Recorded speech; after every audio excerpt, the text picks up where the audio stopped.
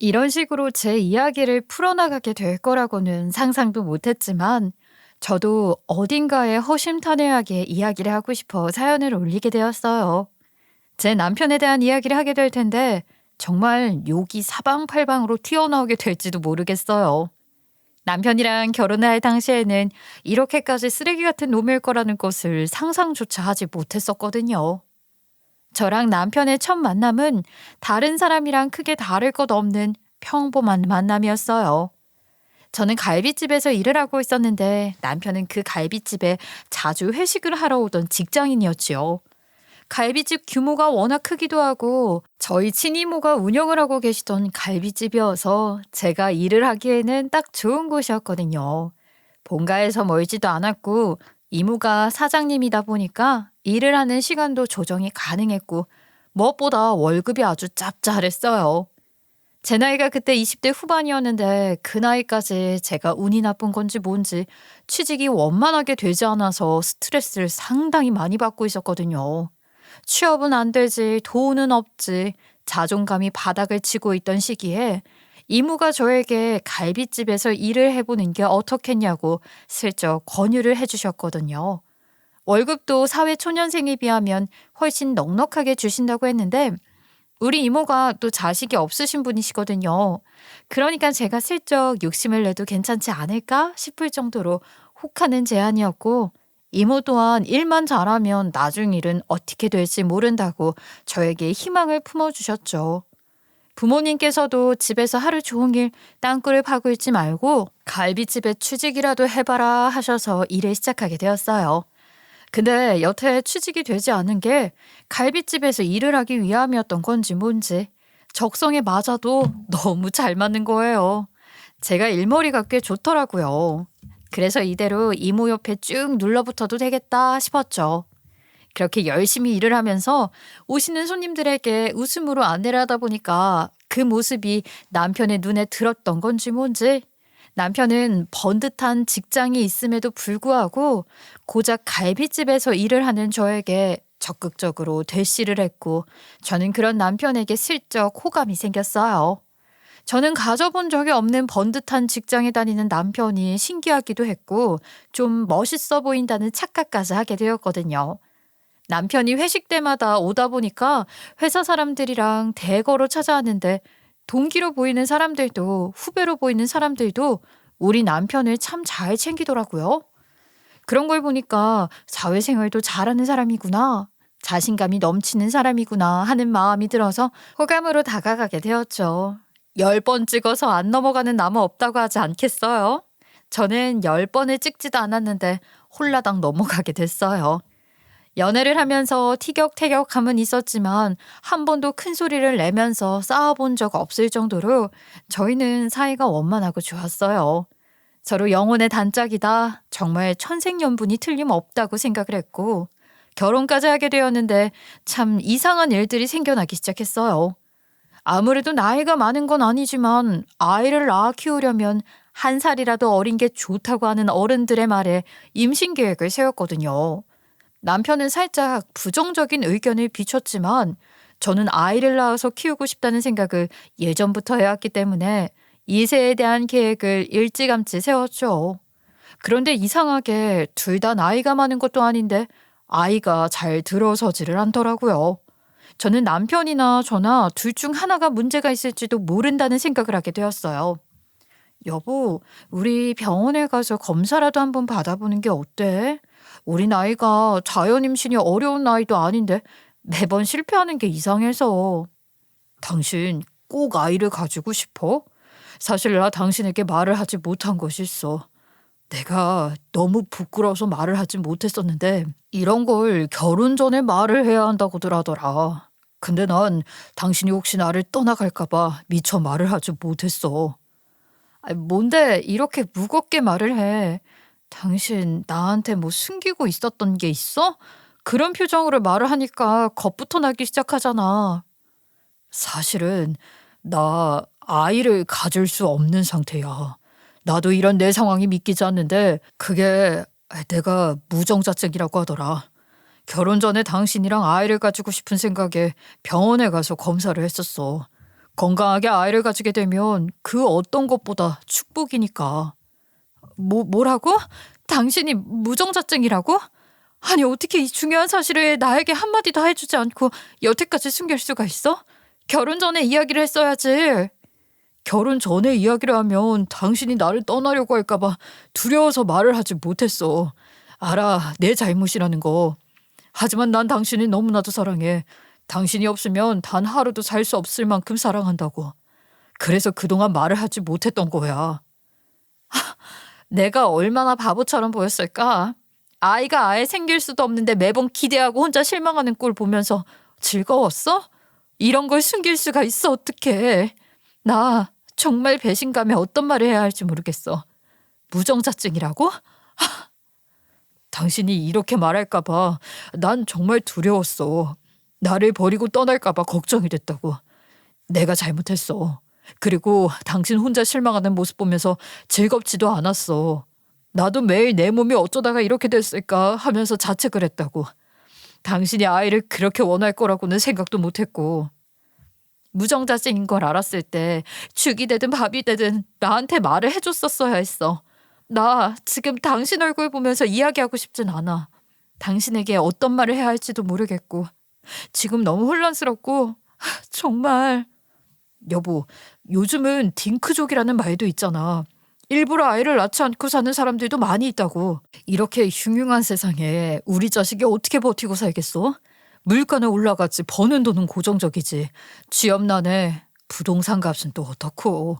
미래의 자식을 위해서 딩크로 사는 부부들도 많다고. 여태까지 아이를 가지려고 노력을 했었는데 어떻게 하루아침에 딩크로 살겠다는 말을 해. 양가 부모님께는 뭐라고 말씀드리고. 우리의 결정이라고 한다면 전부 이해를 해 주실 거야. 우리들이 잘 살아볼 순 없을까? 나는 정말 당신 없는 내 삶은 상상도 하고 싶지 않아. 나중에 돈 열심히 모아서 노후에 자식 걱정 없이 우리 둘이 여행도 다니고 즐겁게 오순도순 그렇게 살아도 퍽 좋은 삶 아니겠어? 남편은 정말 눈물을 글썽거리면서 저에게 미안하다고 하면서 우리 미래에 대한 계획을 다시 세우자고 했어요. 저는 남편이 진심을 다해서 진지하게 이야기를 했기 때문에 배신감을 느꼈지만 남편의 입장에서 생각을 해보려고 정말 수도 없이 노력을 많이 했어요. 곰곰이 생각을 해보니까 요즘에 아이 하나 키우는데 1억이 넘는 돈이 든다고 하는데 그 돈이면 노후를 즐기고도 남을 돈 아니겠어요? 천생연분이나 다름없는 남편과 평생을 오순도순 사는 것도 나쁘지 않을 것 같은 느낌도 들었어요. 거기다가 딸은 엄마의 임신 출산 증후가 비슷하다는 말이 있잖아요. 저희 친정엄마가 저를 출산하고 난 뒤에 몸에 조금 문제가 생기셨었어요. 그래서 저도 은근히 출산에 대한 두려움이 있기도 했기 때문에 남편의 오랜 설득 끝에 딩크에 찬성을 하게 되었어요. 제가 딩크를 결심하게 된 것에는 시댁의 도움도 있었어요. 시댁에서는 오히려 딩크로 살겠다고 하니 긍정적으로 반응을 해주셨거든요. 물론 남편에게 문제가 있었던 것이기에 시댁에서 미리 알고 아이에 대한 욕심을 버리신 것일 수도 있겠지만 시댁에서 전혀 터치를 하지 않으니까 오히려 피곤한 일도 없고 젊을 때 열심히 놀러 다니고 노후의 여유를 즐기자 하는 게 목표가 되었죠. 그런데 어느 날부턴가 남편이 애기들만 보면 그냥 지나치지를 못하고 한참 동안 그 자리에 서서 관찰을 하고 유심히 보고 그러고 있더라고요. 그리고 넌지시 저에게 옆구리를 찔러가면서 이야기를 했어요. 저기 애기 봤어? 노란색 머리띠 하고 있는 거. 너무 귀엽다. 집에 애기가 있으면 분위기가 달라진다고 하던데 우리도 애기 키울까?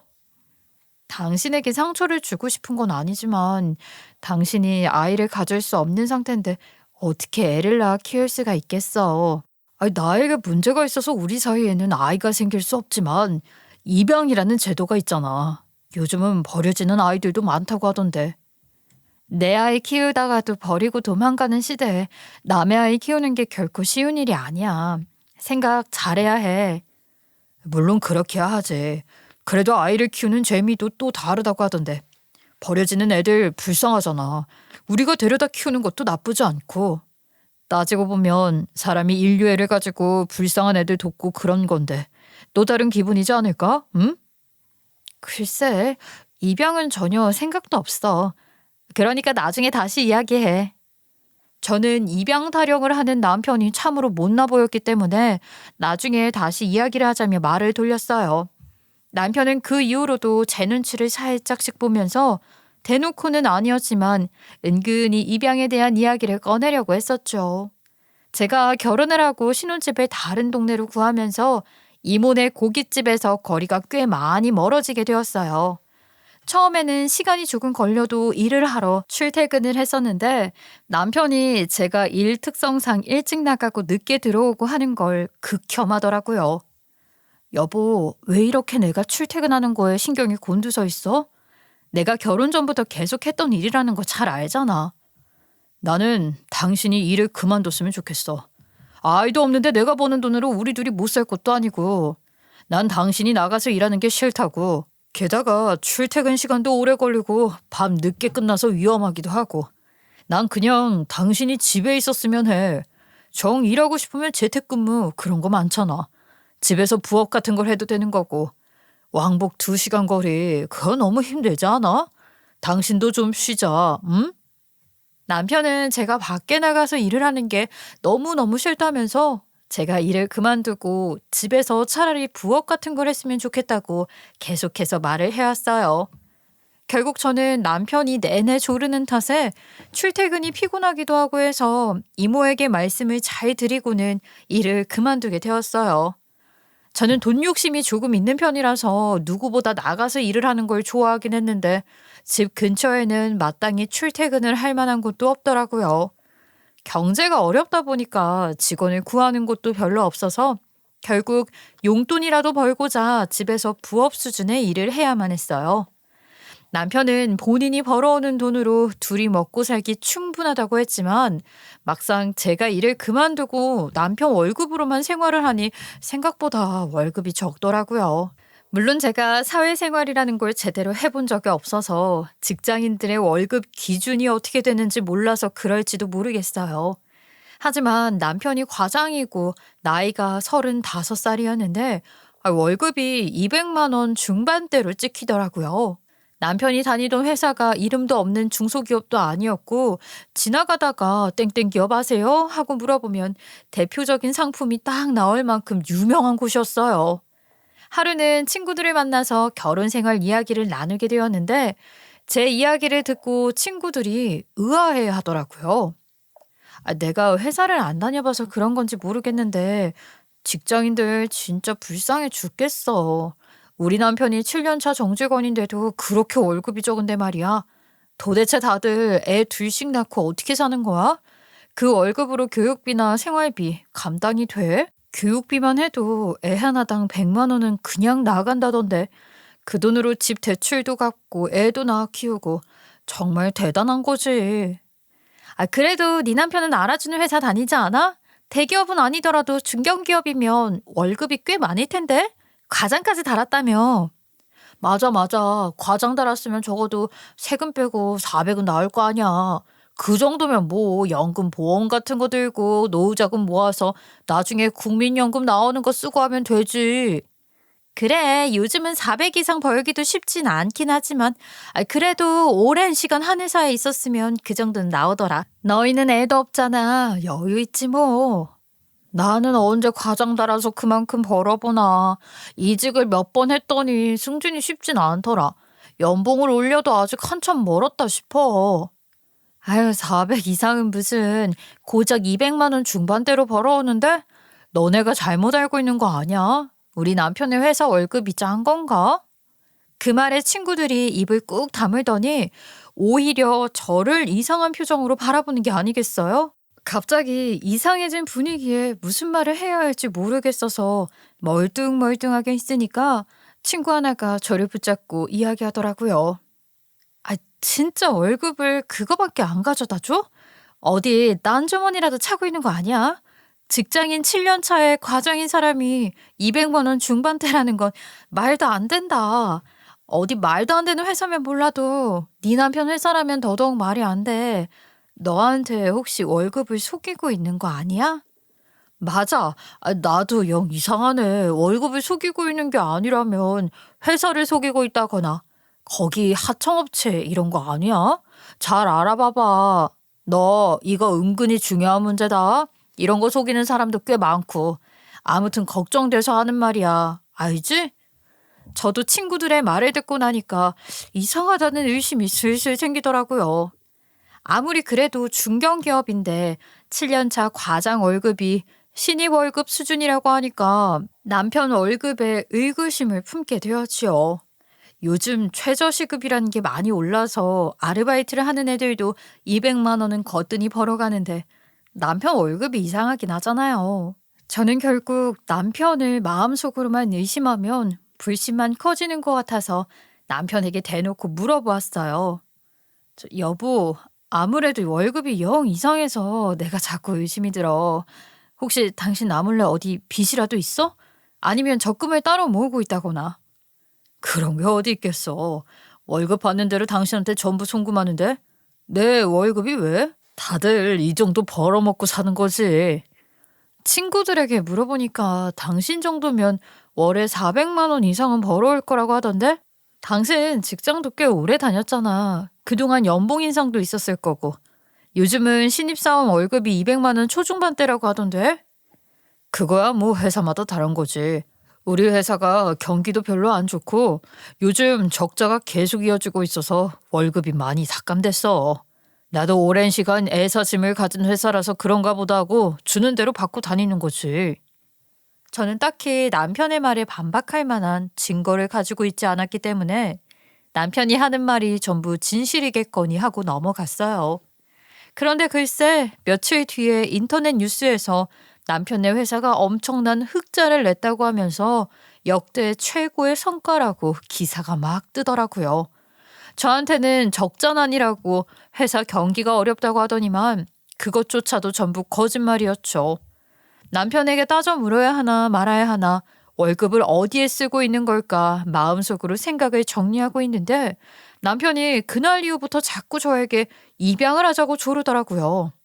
말도 안 되는 소리에 남편 월급에 대한 생각이 싹 사라지기까지 했죠. 우리 진짜 딱 한 번만 입양에 대해서 진지하게 생각을 해보자. 난 요즘 들어서 아이를 꼭 키우고 싶다는 생각이 들어. 다른 부부들이 애기 안고 유모차에 태우고 다닐 때마다 나도 저런 아이가 있었으면 좋겠다. 너무 부럽더라. 우리가 현실적으로 아이를 가질 수 없는 상태니까 입양이 최고의 선택인 것 같아. 내가 계속 이야기를 하지만 내 자식 키우는 것도 돌을 닦는 기분이라던데 남의 자식은 도대체 어떻게 키울 거냐 이 소리야.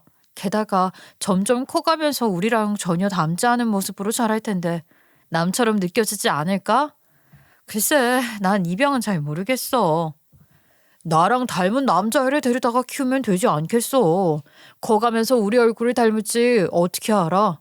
불쌍하잖아. 부모도 없이 시설에서 자랄 애들이.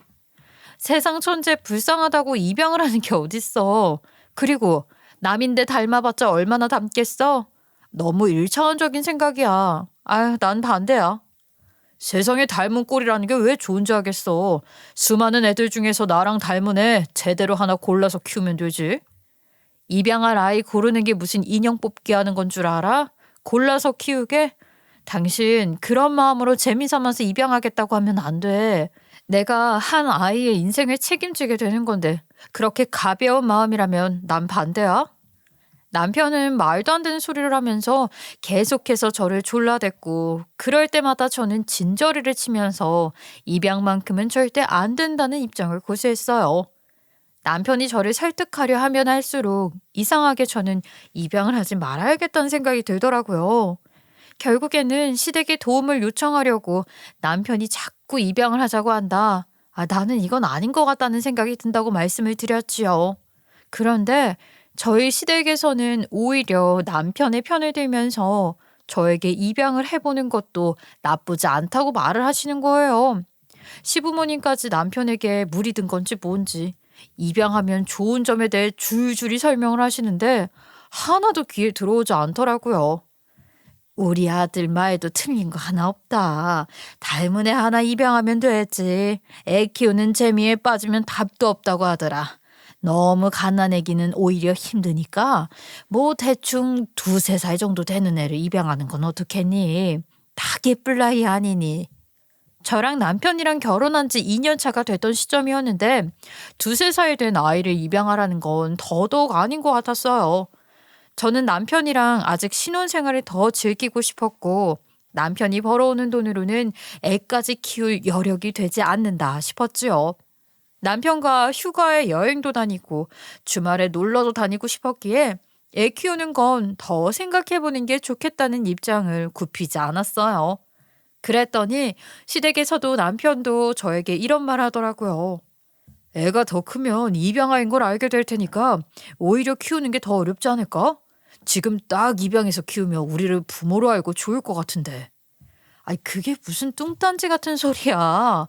나중에 만약 입양을 하게 된다면 그때 두세 살 된 아기를 입양하면 되지.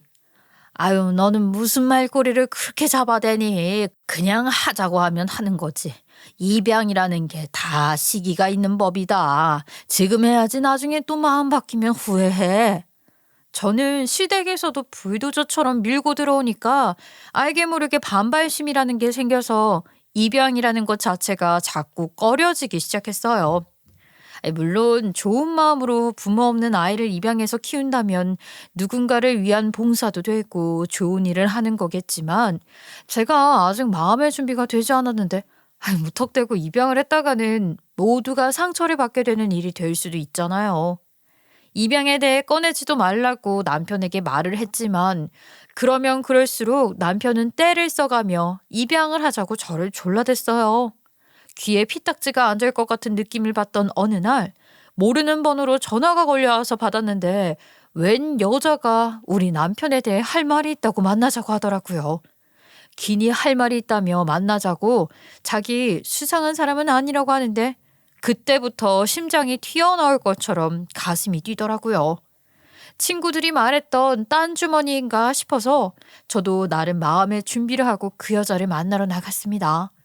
남편에게는 말을 하지 않고 약속 장소에 나갔더니 센 노란색으로 염색을 한 머리에 빨간 립스틱을 바른 여자가 카페에 앉아 있더라고요.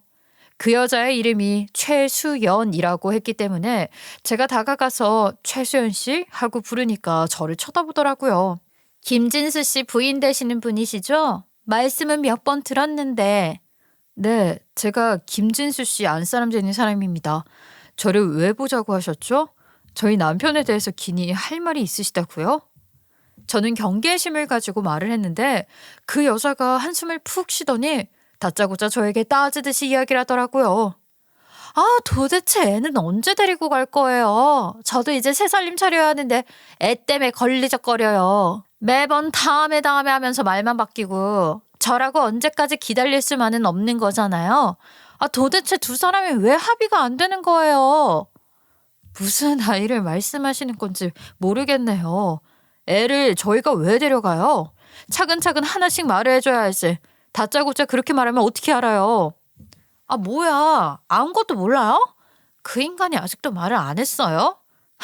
나한테는 조금만 기다리면 된다고 하더니만 아예 진행이 하나도 안 됐잖아. 아, 진짜 짜증나. 내가 이럴 줄 알았어. 그래서 내가 만나서 단판 짓겠다고 한 건데 그렇게 말리더라고요. 지금 최소연 씨가 하는 말이 하나도 이해가 가질 않아요. 처음부터 말을 좀 해주세요. 아, 뭐가 어떻게 된 거라고요? 그러니까 김진수랑 저랑 원래 만나던 사이였어요. 그쪽이랑 결혼하기 전부터. 그러니까 굳이 따지자면 김진수가 양다리를 걸친 거라고 해야 하나? 암튼 결혼식 앞두고 저를 덜컥 임신시켰지 뭐예요? 저는 그 인간이 그쪽이랑 결혼이라는 걸 준비하고 있다는 것도 모르고 있었던 상태고요. 아니, 그러니까 지금 우리 둘 다 서로 존재를 모르고 있었는데 남편, 아니, 그 인간 혼자 양다리를 걸치고 있었다는 거죠? 따지자면 그렇죠. 저는 그쪽 존재를 몰랐으니까. 돈도 꽤 잘 버는 김진수랑 결혼을 할 생각에 애도 안 없애고 뱃속에서 내내 키운 거고요. 근데 글쎄 만삭 때 저한테 결혼한다고 헤어지자고 하는 게 아니겠어요? 어이가 없어서는 제가 바로 그쪽에게 이야기하겠다고 말을 했죠. 사실 곱게 말을 한 건 아니고 거의 반 해코지식으로 섞어서 결혼식에 가서 깽판 치겠다. 당장 다 풀어버리겠다 하면서요. 그래서요. 뜸들이지 말고 시원하게 말 좀 해봐요. 저 지금 심장이 튀어나올 것 같거든요. 뭘 그래서예요. 저한테 빌고 빌더라고요. 그쪽이랑 꼭 결혼하고 싶다면서 애는 자기가 데려다 키우겠다고요. 시간만 조금 달라고요. 그쪽 설득해서 입양하게 만들겠다. 그때까지 위자료 겸 양육비로 매달 200만 원씩 주겠다고 하니까 저야 땡큐 하고 받았죠. 그럼 제가 결혼한 이후에 매달 200만 원씩 받아 챙겨갔다는 말인가요? 네. 안 그러면 제가 그쪽 만나서 모든 걸 다 털어버리겠다고 했거든요. 그런데 제가 더 이상 기다릴 수 없는 처지가 되어서요. 저도 운명 같은 남자를 만났고 그 남자랑 같이 살고 싶은데 저한테 애가 있는 걸 모르거든요.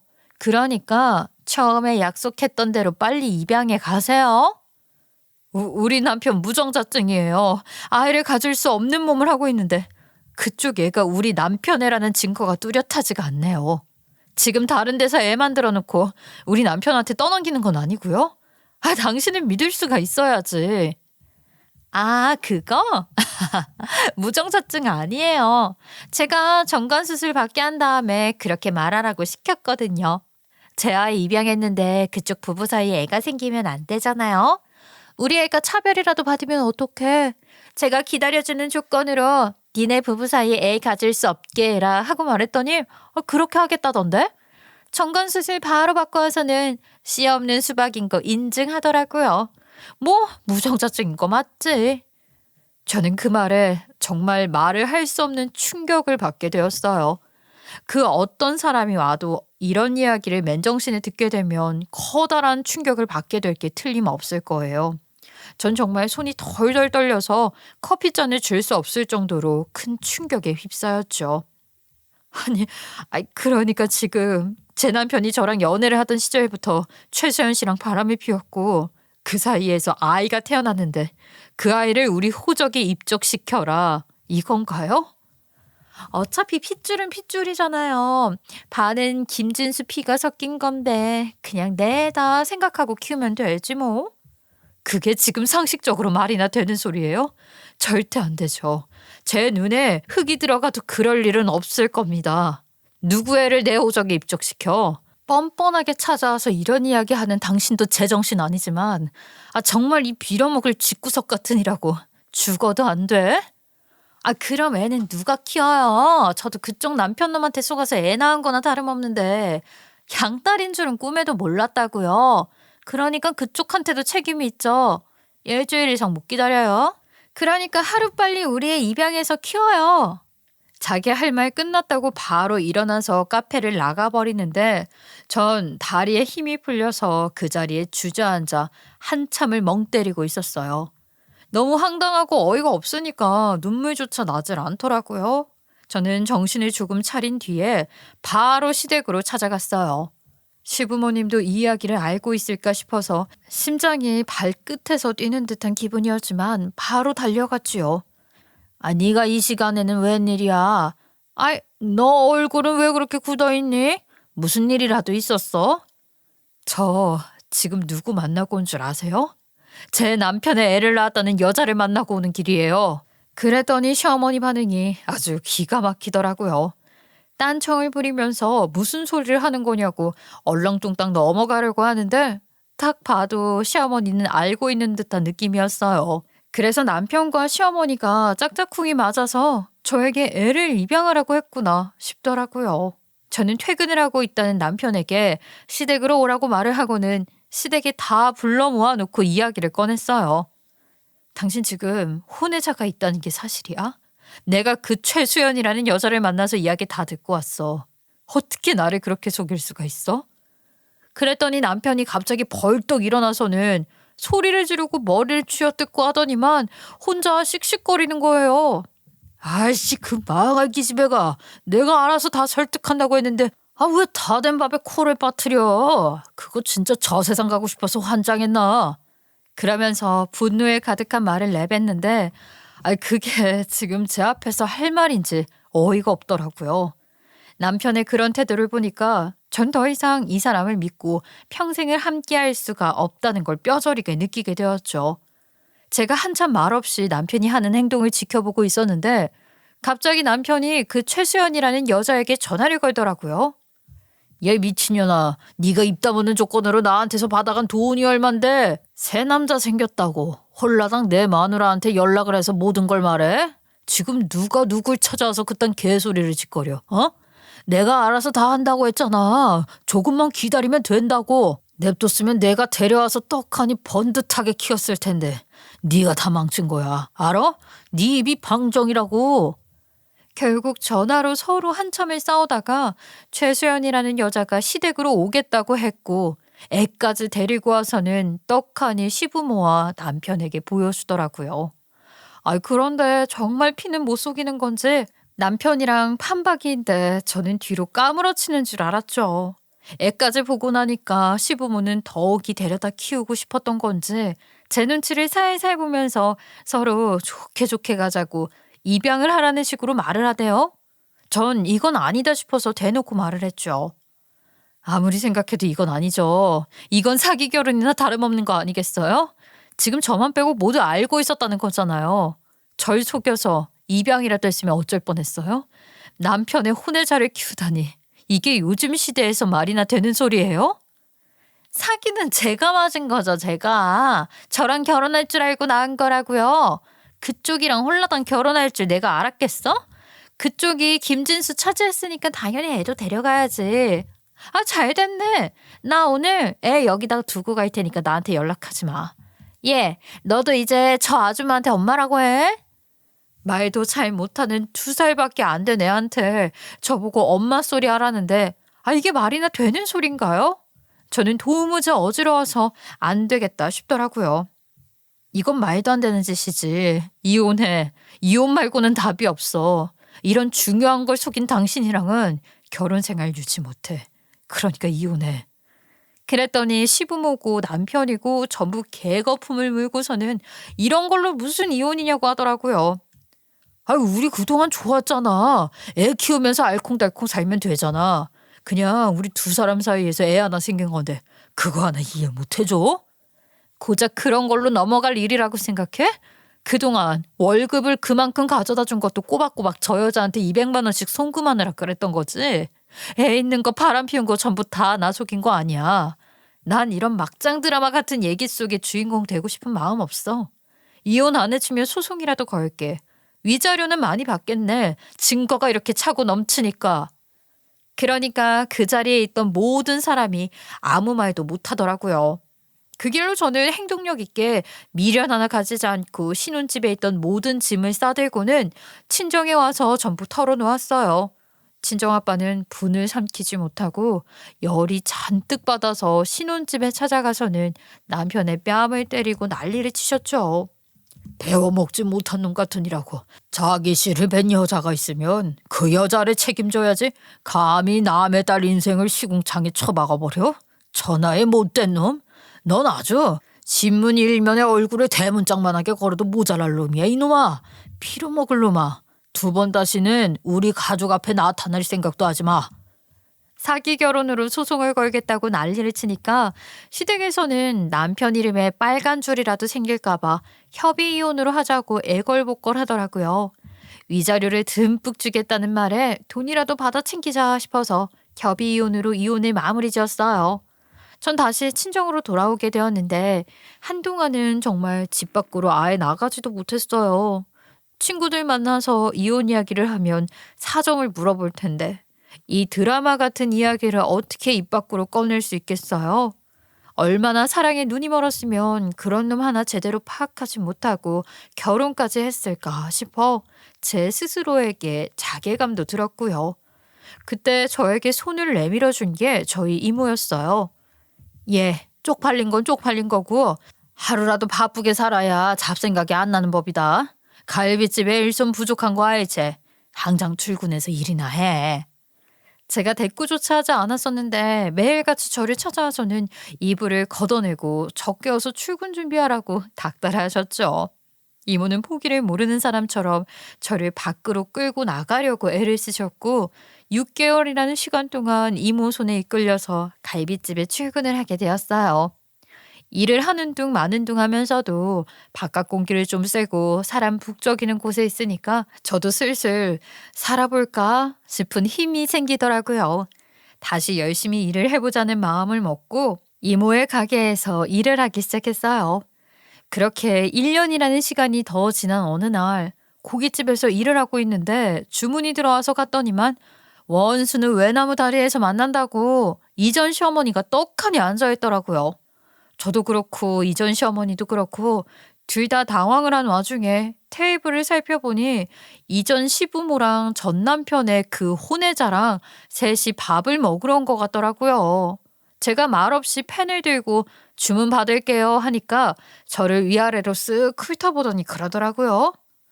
에휴, 할 줄 아는 게 이것밖에 없다더니 결국에는 고깃집에서 알바를 하고 있니? 제가 아무런 대꾸 없이 사무적으로 주문이요 하고 한 번 더 말을 하니까 이전 시어머니가 콧방귀를 끼더라고요. 아이고, 여기는 직원이 싸가지가 없네. 손님이 물어보는 말에 대답도 안 하고 말이야. 주문 받을게요. 뭘로 드릴까요? 제가 무성의하게 주문 이야기만 앵무새처럼 외치니까 이전 시어머니도 오기가 좀 생긴 것 같더라고요. 그러게 우리 아들 혼외 자식 키워줬으면 네가 고깃집에서 연기나 처먹으면서 이렇게 일을 할 필요도 없지 않았겠니? 아유, 우리 아들 연봉이 또 올라서 이제는 거의 500에 가까운 돈을 벌고 있단다. 그 돈이면 네가 하루 종일 일을 해도 못 버는 돈 아니니? 아이고, 이렇게 고생할 필요도 없는데 그냥 우리 아들 애나 키우면서 행복하게 모르는 척 살지 그랬냐? 듣다 이런 개소리는 또 신박하네요. 남의 자식 키우는 게 뭐가 행복하겠어요. 그것도 나 속이고 입양하려 하지 않았어요? 뻔뻔하기는. 하마터면 남편 핏줄인데 그것도 모르고 애주정지 키울 뻔했죠. 전 지금 선택 후회 안 해요. 네가 그렇게 열렬하게 사랑했던 남자인데 애 키우는 게 뭐라고 그렇게 이혼까지 하냐고. 우리 아들은 참 보는 눈도 없다. 애 낳은 생모는 다른 남자랑 눈 맞아서 애 버리고 떠나지를 않나. 사랑해서 결혼한 여자는 씨 하나 인정 못해서 버리고 떠나지를 않나. 그게 그 인간이 불쌍한 이유인가요? 그 인간한테서 여자들이 다 떠나가는 이유를 그쪽 가족들만 모르는 것 같네요. 뭐라고? 이게 고작 고깃집에서 아르바이트나 하는 주제에? 우리 아들 보고 뭐가 어쩌고 어째? 종업원이 이렇게 막말해도 되는 거야? 여기 사장 나오라고 그래. 당장 나오라고 그래. 네 모가지 댕강 잘라버릴 테니까. 제가 그냥 멀뚱멀뚱 쳐다만 보고 있자 이전 시어머니는 자리에서 벌떡 일어나서 고깃집에 있는 사람들 다 들으라는 식으로 크게 말을 하더라고요. 지 얼굴에 침을 뱉는 짓을 어찌나 잘하던지 저 같으면 쪽이 팔려서라도 다른 데 가서 밥 먹을 것 같은데 구역구역 아주. 그렇게 말을 하면 고깃집 직원들이나 손님들이 제 욕이라도 할 줄 알았나 봐요. 직원 교육을 왜 이따위로 시켜? 사장 나와 사장. 사장 어디 있어? 내가 아주 혼쭐을 제대로 내줘야겠어. 직원들의 시선까지 한 번에 몰린 그 중간에서 저는 바지 뒷주머니에서 명함 케이스를 꺼내 이전 시어머니에게 제 명함을 건넸어요. 사장? 사장 여기 있습니다만 저를 왜 찾으시는 건지 도통 이유를 모르겠네요. 제 영업장에 와서 방해 공작하는 건 제가 아니라 아줌마 같은데요. 그 말에 이전 시어머니랑 이전 시아버지는 눈이 동그랗게 커지더니 명함 한 번, 저 한 번 그렇게 번갈아 가면서 보더라고요. 사실 그 고깃집이 저희 이모가 운영을 하시는 고깃집이긴 했지만 이모가 자식이 없다고 하지 않았겠어요? 워낙 큰 매장이기도 하고 이모도 늙어서 더 이상은 힘에 부쳐 못하겠다며 저에게 가게를 물려주셨거든요.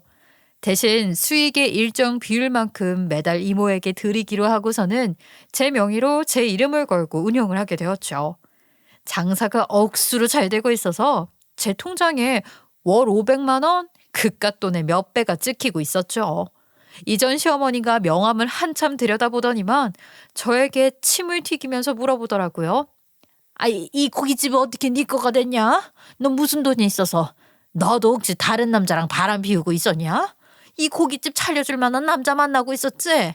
인연이 지도 뒤로 딴 주머니 차고 있었으면서 감히 우리 아들만 병신으로 만들어? 야, 너 그러고도 두 다리 뻗고 잠을 잘 수 있더냐? 내가 댁들 같은 줄 알아? 원래 우리 이모가 운영하던 고깃집이야. 이모 가게라서 알바하고 있었던 거고 내가 물려받았다? 월급 500이 어쩌고 어째? 나는 말이야 하루 매출이 그 정도 나올걸? 내가 어이가 없어서는 당신 같은 손님들은 우리 고깃집에서 안 받아주니까 나가. 니들 안 받는다고 우리가 쪽박을 치겠니? 당장 나가라고. 뭐라고? 하루 매출이 몇백이나 나온다고? 아이고야 이거 황금알을 낳는 거위를 놓쳤네. 제가 계속 나가라고 소리를 치자 궁시렁거리면서 저를 위아래로 훑어보다가 얼굴을 가리고 고깃집을 쏙 빠져나가더라고요. 아휴, 쪽팔린 줄은 아는지 얼굴은 가리고 나가는 꼴이 참으로 우스웠어요. 그렇게 별일 없이 지나가나 했더니만 제가 그 집안을 너무 만만하게 본 것이었을까요? 그 다음 날부터 이전 시어머니가 자꾸만 가게를 찾아와서는 저에게 은근히 말을 붙이는 겁니다. 일하느라 바빠 죽겠는데 옆에 와서는 그동안 자기가 저한테 얼마나 잘 해줬었는지 기억이나 나냐면서 추억팔이를 그렇게 하는데 무슨 정신병자인 줄 알았어요. 혹시 치매라도 걸리신 거예요? 어떻게 119라도 불러드려? 아줌마, 저 아줌마 근황 하나도 안 궁금하니까 이제 그만 나가 주실래요? 영업방해로 신고라도 한번 해볼까? 우리가 얼마나 잘 지냈었지 다시 한번 생각해 보렴. 아유, 우리 아들이랑 헤어진 이유가 결국에는 이 아이 때문 아니겠니? 내가 생각을 해보니까 그렇더라.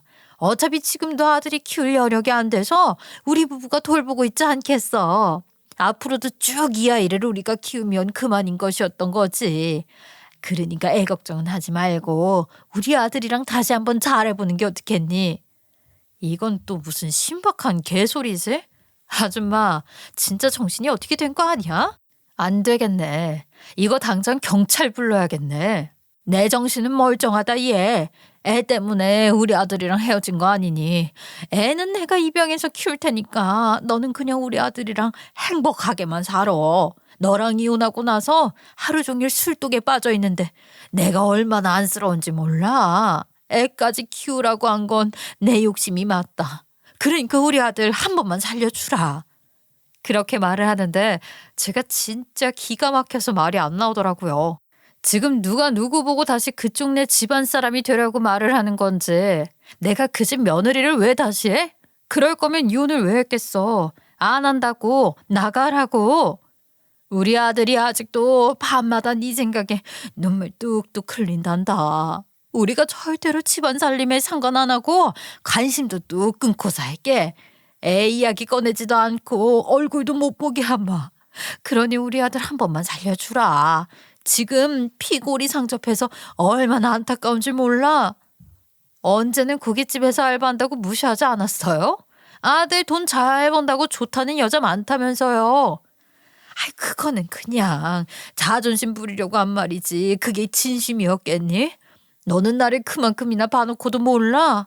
예, 그래도 호적에 떡하니 이름 올리고 마누라 자리 차지했던 건 너밖에 없지. 그게 무슨 대단한 일이라고. 전 지금 이혼하고 너무나도 잘 먹고 잘 살고 있거든요. 그러니까 제발 제 인생에서 꺼져 주시죠.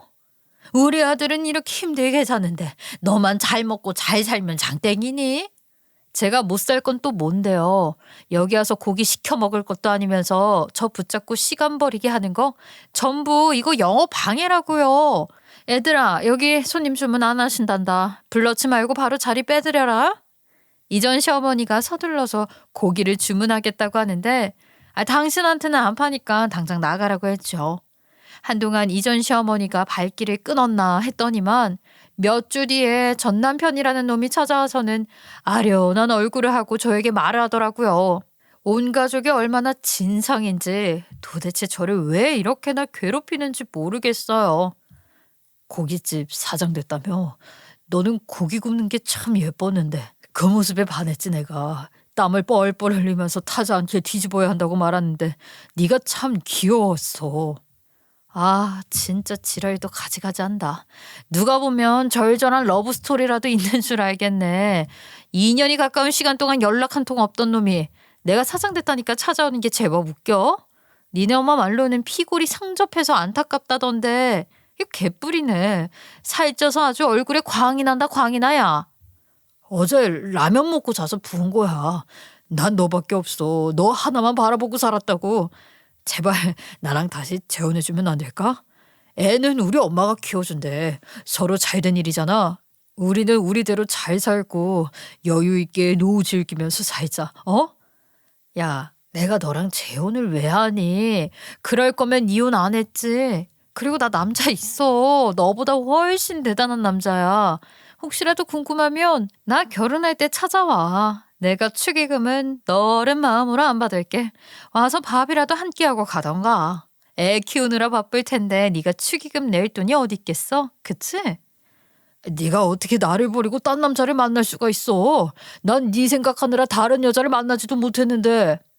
그냥 너 만나겠다는 여자가 없어서 못 만난 건 아니고 나밖에 모른다던 인간이 바람을 피우고 그것도 혼의 자식까지 데리고 와서 속이고 입양을 시키려 했어? 복식 호흡까지 해가며 배에 힘을 딱 주고 엄청나게 큰 소리로 외쳤더니만 순간 고깃집에 정적이 흐르더라고요. 손님들이 다 힐끔힐끔 보고 직원들까지 고기를 굽다 말고 서서 저희 테이블을 보는데 전 남편 얼굴이 아주 시뻘개지더라고요. 야야, 쪽팔리게 왜 그렇게 큰 소리로 이야기해? 목소리 좀 낮추면 안 돼? 우리 둘의 이야기잖아. 그 말이 끝나기가 무섭게 고깃집에 놀러 오신 친정아빠가 전 남편 얼굴을 보고 와다다 달려와서는 바로 그냥 뺨을 때려버리셨어요. 이 미친놈이 여기가 어디라고 찾아와? 어? 내가 너 2번 다시 우리 가족 앞에 나타나지 말라고 했지? 아주 척추를 접었다 폈다 할까 보다. 너 이 새끼 아주 오늘 인생 마지막 날이 되고 싶어? 그 말에 전 남편이 화들짝 놀라서 쪽팔린지 맞은 쪽 뺨을 손으로 가리고는 헐레벌떡 도망을 치더라고요.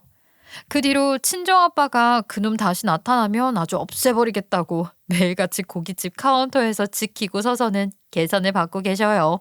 전 남편 그 거지 같은 놈은 저에게 말을 붙이러 왔다가 문 앞을 문지기처럼 떡하니 지키고 서 있는 친정아빠를 보고 꼬리를 감추며 도망을 가더라고요. 찌질한 새끼. 평생을 아마 그렇게 살겠죠. 저는요, 이혼하길 정말 잘했다는 생각을 해요.